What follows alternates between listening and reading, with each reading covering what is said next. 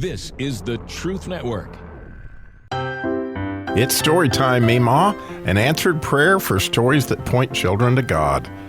And here's today's story with Joanne Vickner.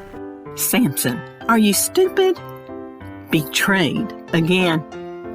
The angel of the Lord appeared to Manoah's wife and announced, though you have been unable to have children, you will have a son. He will be a Nazirite and begin to deliver Israel from their enemy. Do not drink wine or eat anything unclean, and never cut his hair. The majesty of his appearance commanded her reverence. He reappeared and repeated instructions from Manoah with his wife at his side.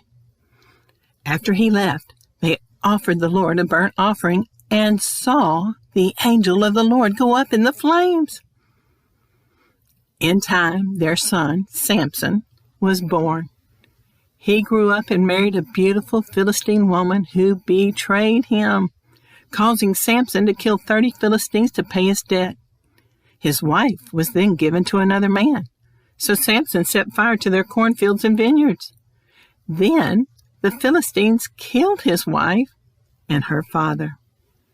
In turn, Samson slaughtered more of the enemy, but eventually he allowed himself to be handed over to them.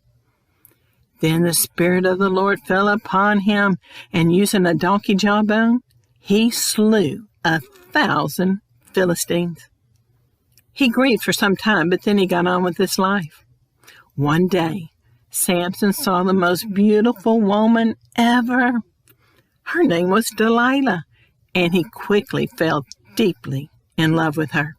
Everyone knew it, including 5 high-ranking Philistine officials that hated Samson. The dreadful men bribed Delilah to tell them how they could capture him.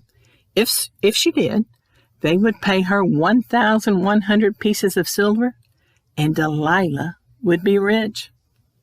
That night, she put her plan in motion. Delilah cooked Samson's favorite meal. After eating, he laid his head on her lap, and she sang to him. She whispered sweet nothings into his ear and carefully asked, "Samson, what's your secret? How can you be taken prisoner?" He fibbed to her 3 times. She plotted with the Philistines and tried all 3, but none of them worked. Delilah cried for days and repeatedly said, "If you really loved me, you would tell me the truth." Annoyed to death, Samson answered, "Okay, I've been a Nazirite to God since my birth, and my hair has never been cut. But once cut, I will become like any other man." No, he didn't. How stupid. That night, he fell asleep and his head laid on Delilah's lap. A barber whacked off his hair and shaved his head and left. The Philistine officials hid, and Delilah yelled, "The Philistines are upon you, Samson!" He tried to get up, but his strength was gone. They tackled him, gouged out his eyes, marched him to Gaza, shackled his hands and feet, and threw him in prison. There, his hair began to grow. As he repented of his sins, tears pooled beneath him. Thousands and thousands celebrated. 3,000 alone stood on the roof of the temple of Dagon and watched from above. Perhaps the wealthy Delilah was there too. All shouted, "Let us praise Dagon. He is our all-powerful, and he has given us our enemy." Then Samson was brought before the people and stood between 2 columns.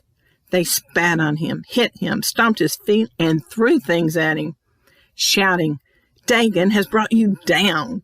Where is your God now, Samson?" Samson prayed, and miraculously, his hair started growing out fast. The Philistines weren't scared after all. He was chained up. Samson asked the young man guiding him to rest his right hand on one temple column and the other on the other column.